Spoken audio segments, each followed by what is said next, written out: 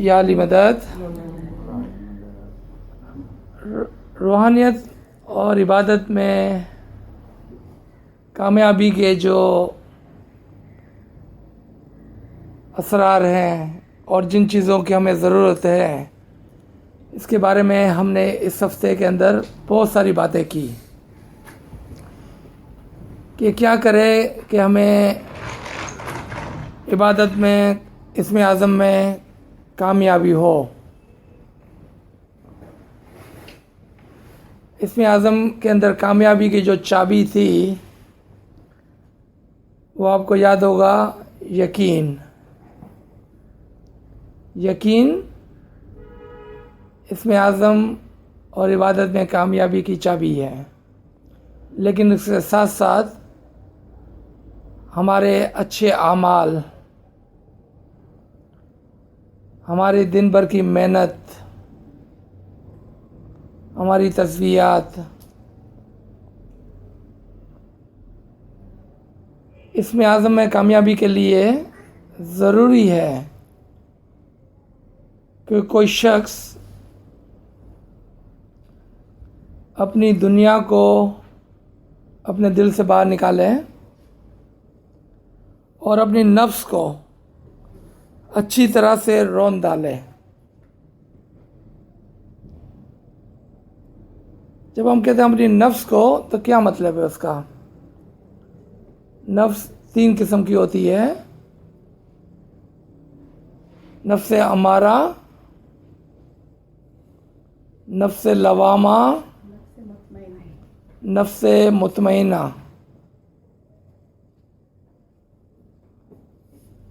नफ्स अमारा, जिसको हम आम ज़बान में ख्वाहिशात कहते हैं। कौन सी ख्वाहिशात? दुनिया की ख्वाहिशात। रूहानियत की ख्वाहिश करना अच्छी बात है, दुनिया की ख्वाहिश करना अच्छी बात नहीं है। एक होता है ज़रूरत, यानी कि नीड, और एक होता है विश, जिसको हम ख्वाहिशात कहते हैं। नीड को पूरा करना ज़रूरी है। फॉर एग्ज़ाम्पल, खाना हमारी ज़रूरत है, ज़्यादा खाना हमारी ख्वाहिश है। तो क्या करना होगा? जो ज़रूरत है उसको पूरा करना है, ख्वाहिश को नहीं।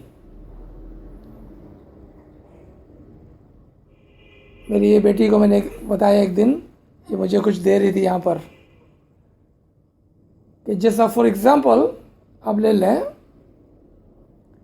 कि एक प्लेट आपने ले ली और फिर दूसरी प्लेट ली। पहली प्लेट आपकी नीड थी, दूसरी प्लेट आपकी ख्वाहिश थी, ठीक है?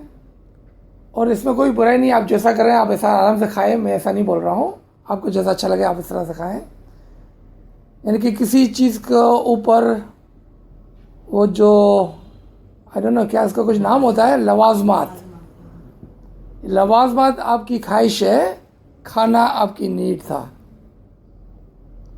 तो आपने देखा कि ये सारी छोटी छोटी चीज़ें जो सब्र के अंदर आती है, और अपने नफ्स को मारना है हमको। अगर आप चाहें तो मैं आपको एक ऐसी बात बता सकता हूँ कि शायद आपको ताज्जुब भी हो, लेकिन ज़रूरी है। वो ये है कि जिस चीज़ का आपको ख्वाहिश हो ना कि आज मुझे बिरयानी खानी है, उस दिन बिरयानी ना बनाएं। जिस दिन आपकी ख्वाहिश हो कि आज मुझे दाल की बहुत चाहत हुई है, उस दिन दाल भी नहीं बनाएंगे, और कुछ बनाएंगे। ये हुआ अपनी नफ्स को मारना। क्योंकि आपकी नफ्स जो है वो आपके ऊपर सवारी करती है, जबकि आपको उसके घोड़े ऊपर बैठ कर सवारी करनी है। उसको अपने ऊपर बैठ कर सवारी ना करवाएं आप। जब अच्छा खाना बनाओ तो कम खाने का, यानी कि ये है अपनी नफ्स को मारना। और जब हम अपनी नफ्स को इस तरह से मारते हैं तो आहिस्ते आहिस्ते हमारी तवज्जो जो है वो मौला की तरफ जाती है खुद ब खुद। बोलते हैं ना कि भूखे पेटे मौला बहुत याद आता है। तो जब पेट में खाना नहीं होता है तो मौला बहुत याद आता है। उस वक्त जो इबादत होती है, उस वक्त जो तस्बीहात होती है, वो सिचुएशन हमको पैदा करनी है। कि पेट बड़ा होगा तो फिर मौला की याद कहाँ आएंगी, और नींद भी बहुत आएंगी। यानी कि दिन में के अंदर मौला की याद नहीं आएंगी और रात को नींद बहुत आएंगी। दोनों तरफ से नुकसान है हमारा। पेट भरशो तो भारी खाशो, अवश्य निंद्रा निभो बसतो। पहले देखो ये खा लो। ठीक है, ओके। तो आपने देखा कि इबादत में कामयाबी के कुछ तरीके हैं, और उसमें से एक ये है कि आप कम से कम जितनी ज़रूरत है उतना खाना खाएं, ज़्यादा से ज़्यादा ख्वाहिशात के पीछे ना जाएं, और इसके लिए हर चीज़ के अंदर ख्याल रखना होगा आपको। खाना तो खाली एक एग्जाम्पल था। हमारे घर बार की चीज़ में, हमारे कपड़े के अंदर, हमारी बहुत सारी चीज़ों के अंदर हमको सब्र और कम से कम करना होगा, ताकि दुनिया को अपने अंदर कम करें। अब आ जाएं हम तस्बीहात पर। अगर इबादत में कामयाबी चाहिए आपको, तो ज़रूरी है कि आप पूरा दिन इमाम की याद में गुजारें। मैंने आपको एक तस्वीर दिया था, अगर आज फरमान आए कि मैं 12 बजे पिंडोल के अंदर दीदार देने के लिए आऊँगा, आप कितने दिन पहले से उसकी तैयारी करते हैं, और फिर उस सुबह को 4 बजे जाके आप बैठ जाते हैं पेट्रोल के अंदर। 12 बजे मौला तशरीफ लाने वाले हैं। क्या कभी हमने ऐसा किया रूहानी दीदार के लिए? अगर हमने तैयारी नहीं की है तो कैसा रूहानी दीदार होगा? या कभी हमने ऐसी मेहनत की, ऐसी ख्वाहिश की? तो ये हैं रूहानियत के अंदर तरक्की करने के रास्ते और ज़राए। अब अगर हमारा मज़हब, हमारा तरीक़ा, हमारा इमाम बरहक है, और हम कहते हैं कि दुनिया में हमारे जैसे तरीके जैसा कोई तरीक़ा नहीं है, तो कैसे मुमकिन है कि हमारे तरीके के अंदर लोगों को रूहानी दीदार ना होता हो? कैसे मुमकिन है? इसका मतलब है कि बहुत सारे लोग दीदार करते होंगे। हो सकता है हमारे साथ में ही कोई शख्स बैठा हो और हमें पता ना हो। क्यों? कि जब वो दीदार कर लेता है तो उसके सर पे कोई सिंग नहीं निकलते हैं, उसके बाजू में कोई पर नहीं आते हैं। वो देखने में हमारे जैसा ही कोई बंदा होता है, हमारा ही कोई नेबर हो सकता है, हमारे कोई रिश्तेदार हो सकता है, हमारे कोई दोस्त हो सकता है, हमारे कोई जानने वाला हो सकता है। तो वो लोग इबादत में कामयाबी हासिल करते हैं जो अपनी दुनिया को कम करते हैं, अपनी नफ्स को मारते हैं, यकीन रखते हैं कि ये हो सकता है, ईमान कुंजी है उसकी, मेहनत करते हैं और इमाम से इश्क रखते हैं। मैं थोड़ा यहाँ पर इश्क को डिफ़ाइन करना चाहता हूँ, अगर आपकी इजाज़त हो। एक होता है कि मुझे फ़लाँ होटल बहुत पसंद है, उसका खाना मुझे बहुत पसंद है, ये इश्क नहीं है। जब हम कहते हैं कि मुझे इस लड़की से इश्क है,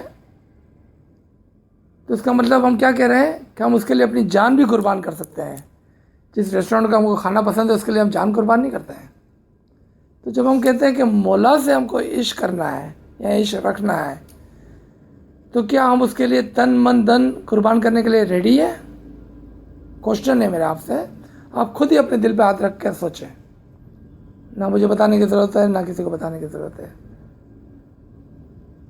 तो अब मौला हमसे कोई फिज़िकल कुर्बानी तो नहीं मांगता है हमसे। ना ही हमको कहता है कि जंग लड़ने जाओ, ना ही हमको कहता है कि 24 घंटे जमा खाने में आके बैठो। तो ये जो हमने कहा तन मन धन, तो कहाँ हमने उसको तन, कहाँ हमने उसको मन और कहाँ हमने उसको धन दिया। आइए सबसे पहले आखिर से शुरू करते हैं हम। पैसे, अगर हम 12.5% 10 डालते हैं, वो तो फर्ज है, और जो फर्ज है वो कर्ज है। वो कर्ज तो देना ही है, तो उससे आपने कोई नवाई नहीं की है, कोई एहसान नहीं किया है मौला पर। आपने 12.5% 10 डालकर कोई बड़ी बात नहीं की है। लोग फख्र करते हैं हमारी 10 पूरी है, इसमें फख्र की क्या बात है।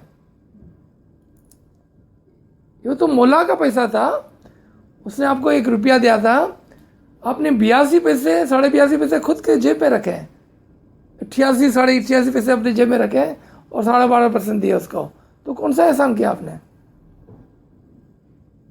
हम तो 3 टाइम दुआ बरोबर पढ़ते हैं, अच्छा एहसान किया आपने मौला पर। वो तो फर्ज था, वो तो कर्ज है, वो कर्ज तो देना ही है। आप सोचें कि ये हमने कितनी मर्तबा सुना है कि तन मन और धन से हमको मौला तेरी खिदमत करनी है। हाँ, आप खुद अपने नफ्स पे हाथ रख के कहें कि क्या मैंने अपने पैसों की कुर्बानी दी। 10 को उसमें काउंट नहीं करना, मेहमानी और नांदी को उसके अंदर काउंट नहीं करना, दुआ करानी के पैसे उसको काउंट नहीं करना। आप ऐसे कुर्बानी कि जो आपने अपनी मर्जी से की हो, अपनी खुशी से की हो और किसी को बताया ना हो, उसकी मैं बात करता हूँ कि आपने अपनी मर्जी की हो और किसी को बताया ना हो। वो है अपनी कुर्बानी पैसों की। मन, सेकंड, मन की कुर्बानी, अपने दिल की कुर्बानी। हमने दिल में तो दुनिया को बसाया हुआ है, कब हमने अपना दिल इमाम को दिया था। एक बहुत अच्छा शेर मुझे याद आता, अगर पूरा याद है तो,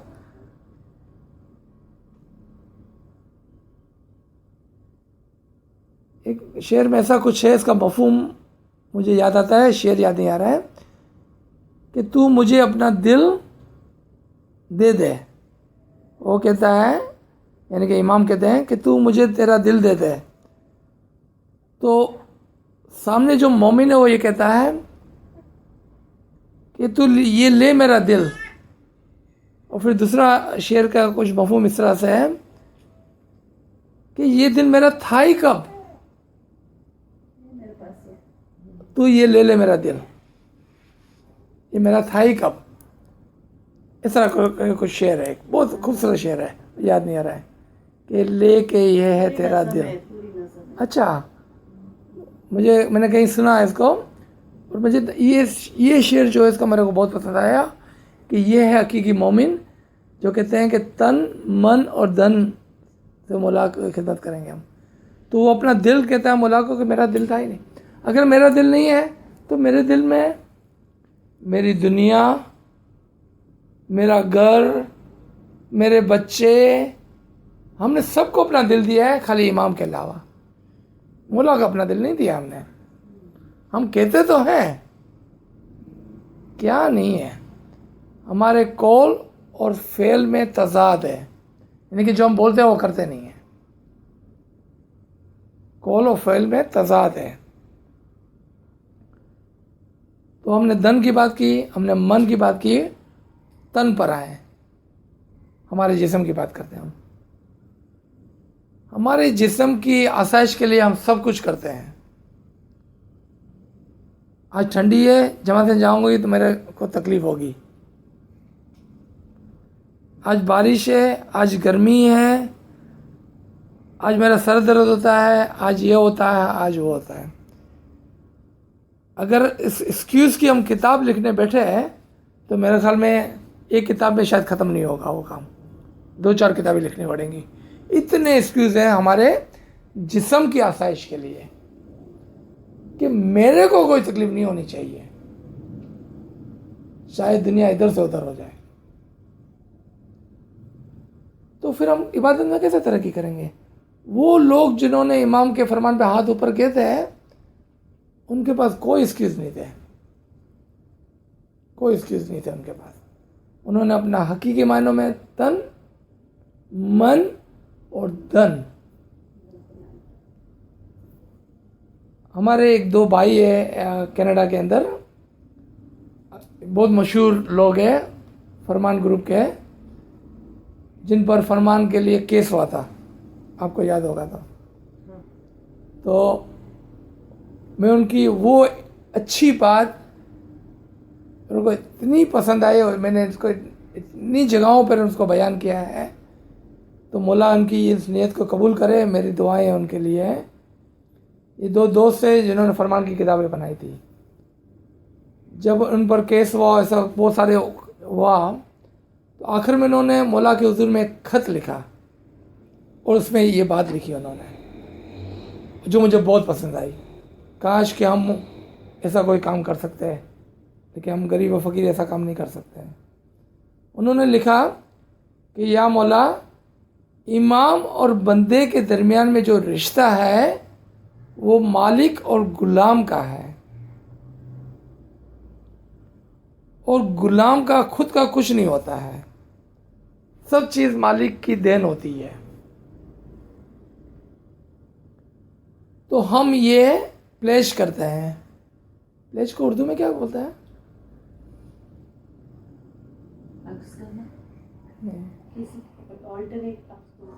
प्लेज करना, कि मैंने आपको ये दे दिया है सब कुछ। तो उर्दू में है ना पेश। प्लेज प्लेज इंग्लिश वर्ड है। अच्छा प्लेज। अपनी नियत करना, नियत करना, हाँ नियत कर कि ये हम नियत करते हैं कि आज इस वक्त जितने भी पैसे हैं मेरे पास बैंक में, कैश और असेट्स के अंदर, घर वगैरह जायदाद के अंदर, वो हम 100% तुझे देते हैं, जितना भी आज तक हमने कमाया है। और वो गरीब लोग नहीं थे, बहुत पैसे वाले थे। हो सकता है कि अगर हम रुपयों में गिने हैं तो करोड़ों पर करोड़ों रुपए सब हम तुझे प्लेज करते हैं। और आज के बाद मरने तक जितनी भी कमाई होगी ना हमारी, वो भी हम सब तुझे प्लेज करते हैं। यानी कि हम कुछ भी नहीं रखेंगे इसके बाद, 100% दस हम, 99% नहीं, 12% भी नहीं, 25% भी नहीं, कि जितनी भी कमाई होगी वो हम सब तुझे देंगे। हमको जो वेलफेयर का पैसा मिलेगा ना वो हम खाएंगे। ये है तन, मन और धन की कुर्बानी। क्या हम ऐसा कर सकते हैं? ऐसे लोग दुनिया में हैं आज, हमारे दरमियान में ऐसे लोग बैठे हुए हैं कि जो कहते हैं कि मौला, मैंने कहा था आप सब खुद अपने अपनी नफ्स याद रख के सोचें कि मैं कहाँ पर हूँ, कहाँ पर नहीं हूँ। क्या हमने ऐसा कभी किया? हमने कभी किसी की 2 पैसे की मदद की? और करते हैं तो कितनी मर्तबा उसको जता देते हैं, राइट? तो ये कुर्बानियां देने के बाद किसी ने हमारी क्लास में कहा कि वो मौला की रहमत होगी तो फिर होगा। तो मैंने उसको बहुत ही हार्श जवाब दिया, हाँ आप बैठे इंतज़ार करें, मौला का रहमत होगी तो आएंगी रूहानियत। हमें भी तो कुछ करना है, हम मेहनत नहीं करेंगे, इंतज़ार करेंगे कि मौला की रहमत होगी तो रूहानियत आएंगी। हमको मेहनत नहीं करनी है।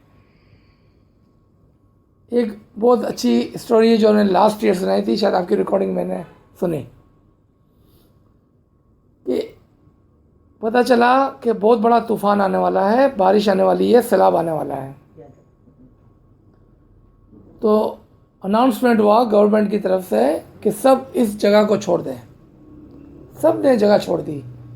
एक बहुत बड़ा खुदा का बंदा कहता है कि मुझे खुदा पर पूरा भरोसा है कि मेरे को कुछ भी नहीं होगा, मैं इधर ही रहूँगा। बारिश आती है, सैलाब आता है, पानी बढ़ता है, ग्राउंड फ्लोर पे पानी बढ़ जाता है, वो अपने फर्स्ट फ्लोर पे चले जाता है, फर्स्ट फ्लोर पे पानी बढ़ जाता है, ग्राउंड ऊपर छत पे चढ़ जाता है, वहाँ तक पानी बढ़ जाता है।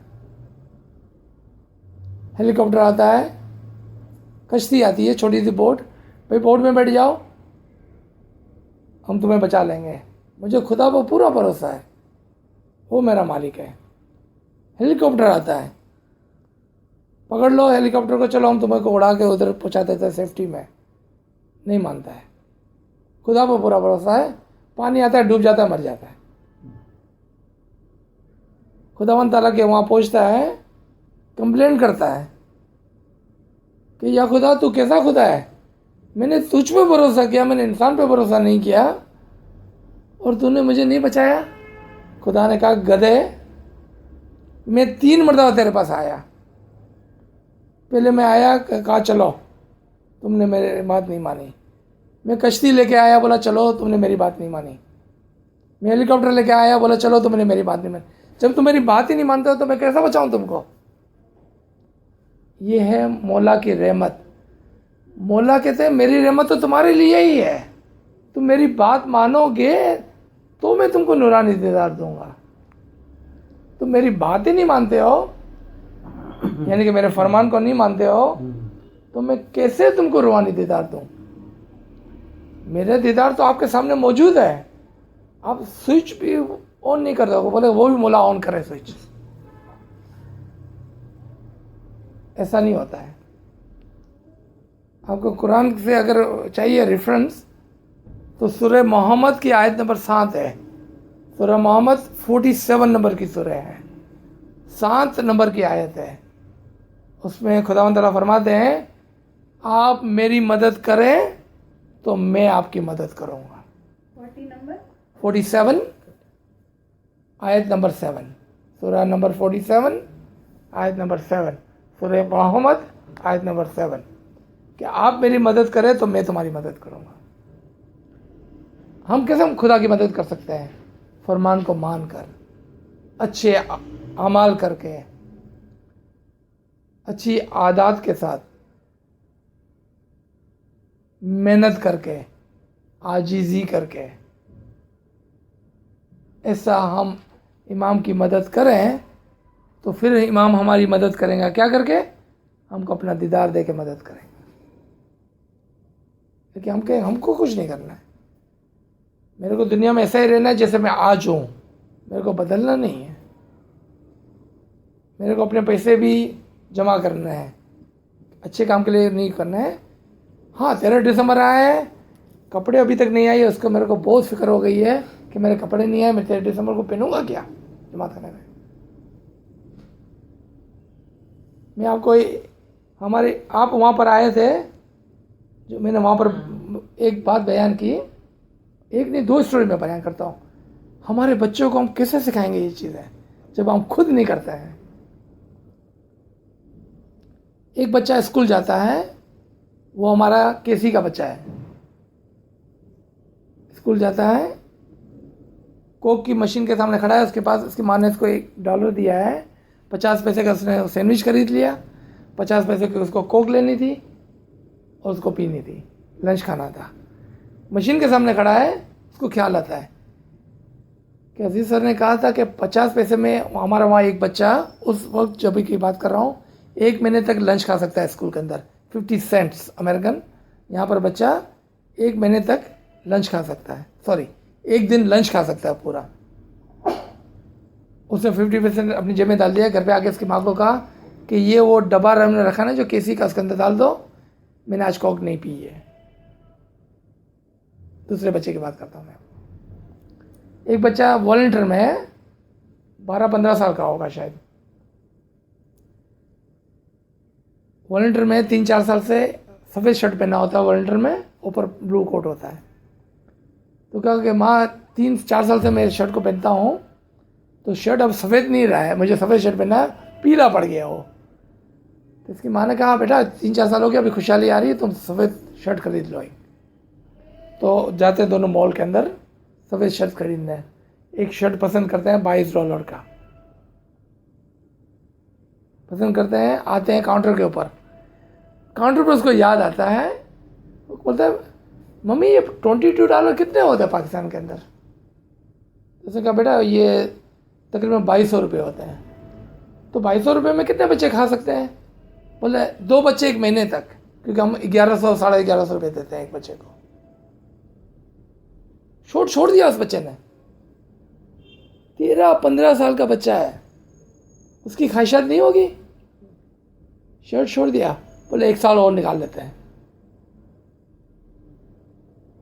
अब आप हमारी तरफ आए और मेरी तरफ देखें आप। मैं तो रोज़ाना पता ना कितने कपड़े ख़रीदता हूँ, खुशहाली आ रही, मेरे को सूट बनाना है। अगर वो पैसे में 5,000 रुपये तो 3 बच्चे खा लेंगे नहीं, लेकिन मेरा सूट ज़्यादा इम्पोर्टेंट है, क्योंकि भाई जमा खाने में स्टेटस भी तो है ना हमारा। देखें आप, फिर हम कहते हैं कि 5 औरतों ने हाथ उठाया, हम उसमें शामिल नहीं हैं। क्यों? हमारी आदत है। तो देखें हम, ये हमारे पाक ख्यालात ऐसे होने चाहिए कि हमारे भाई बहन, नेबर, दोस्तों के लिए, रिश्तेदारों के लिए हमारे दिल में क्या ऐसा रहम है? क्या हमने खाते वक्त सोचा कि मेरा पड़ोसी खाना खा रहा है कि नहीं खा रहा है? क्या हमने खाते वक्त अपने भाई बहनों को याद किया जो गरीब है? तो कहाँ है ये? हम कैसे इस्माइली है, मुझे तो समझ में नहीं आता है। हम मौला बोलते हैं कि हम एक रूह से हैं। तो मेरी रूह को तकलीफ हो रही है, अगर किसी को तकलीफ हो रही है तो हम कह सकते हैं कि वो मेरी रूह है। आप सोचें, हम तो चलो यहाँ पर मुझे तो कोई वैसा पैसा वाला शक नज़र नहीं आ रहा है, लेकिन एक भाई जो बहुत पैसे वाला है, उसकी बहन इतनी गरीब है कि उसके बच्चे किताबों के लिए, खाने के लिए तरस रहे हैं। क्या फ़ायदा है ऐसे भाई का कि जो इतना पैसे वाला है? या एक बहन इतनी पैसे वाली है, उसके माँ बाप, क्योंकि अब वो ससुराल चले गए तो उसकी जिम्मेदारी ख़त्म हो गई, और उसके माँ बाप कहीं पड़े हुए हैं। बस क्या फ़ायदा है ऐसी बेटी से, ऐसी बहन से कि जो करोड़पति बन गई शादी करके, लेकिन कभी मुड़ के अपने घर की तरफ नहीं देखा? क्या फ़ायदा है इससे? तो ये तो रिश्तेदारों की बात होगी। फिर हमारे नेबर में हो गए, हमारे दोस्त हो गए। हाँ, मैं ऐसा नहीं कहता हूँ कि आप सब उसको दे दें, लेकिन कम से कम आप उसका कुछ तो ख्याल कर सकते हैं। खाने पीने के मामले में, पढ़ाई के मामले में कुछ तो ख्याल कर सकते हैं। जब हम ये तन मन धन मौला को देते हैं ना, फिर मौला खुश होता है हमसे। फिर आप थोड़ी सी भी इबादत करेंगे ना, आपको बहुत ज़्यादा फ़ायदा होगा उसका, बहुत ज़्यादा फ़ायदा होगा। क्यों? कि वो आपसे खुश है। अब उसकी रहमत, उसकी नज़र आप पर है। वरना मौला को कैसे अच्छे लगेंगे जबकि हम सेल्फिश है ना, कि मेरे लिए सब कुछ, मेरे को तकलीफ नहीं होनी चाहिए। ऐसा नहीं होता है। हम उन लोगों में से नहीं हैं।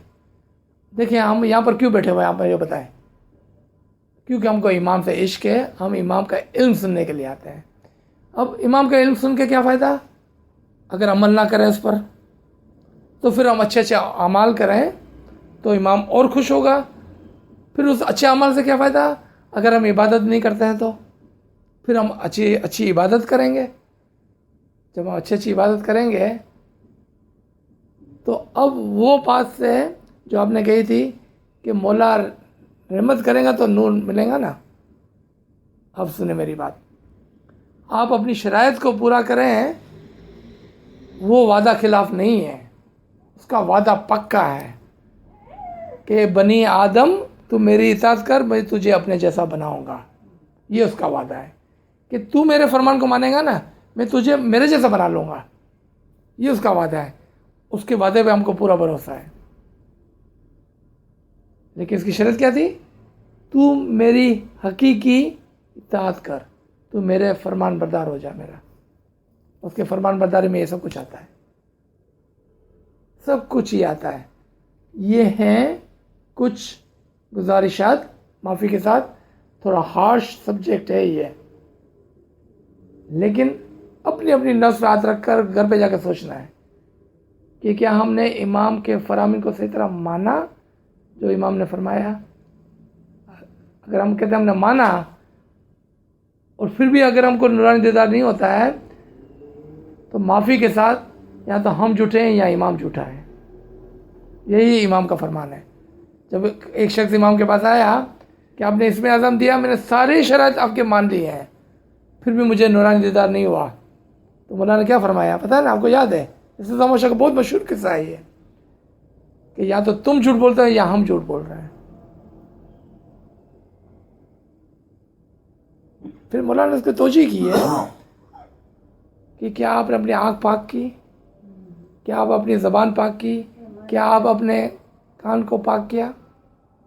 देखिए हम शराइत को पूरा नहीं करते हैं। हमने अपनी शराइत पूरी की तो मेरा मौला वादा खिलाफ नहीं है, वो तो अपने वादे को पूरा करता है। पूरा यकीन है कि वो अपने वादे को पूरा करता है। तो यहाँ पर इसको रोकते हैं हम और इंशाल्लाह फिर हम आगे चलते हैं अपने दुआ की तरफ।